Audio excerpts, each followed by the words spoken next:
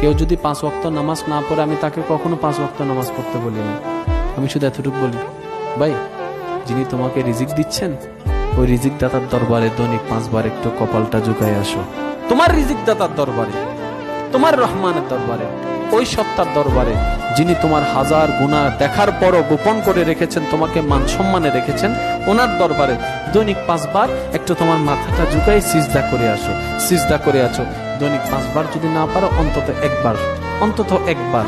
এই একটা বারের 10টা মিনিটের টাইমটা নিজের সাথে ওয়াদা করো, এই টাইমটা আমি দুনিয়ার কোনো কাজই করব না, যত ঝড় তুফান আসুক এই 10টা মিনিট আমি শুধু আমার আল্লাহর জন্য দিব, আমার আল্লাহর জন্য দিব। এইভাবে 10টা মিনিট দিয়ে এক ওয়াক্ত নামাজ পড়া শুরু করেন। কারণ আমি এতটুকু বিশ্বাস করি, কোনো বান্দা যখন আল্লাহর প্রেমে এক ওয়াক্ত নামাজ পড়া অভ্যস্ত হয়ে যাবে, সে বান্দা নিজের অজান্তেই 2 ওয়াক্ততে চলে যাবে, 3 ওয়াক্ততে চলে যাবে, 4 ওয়াক্ততে চলে যাবে, 5 ওয়াক্ত হয়ে যাবে।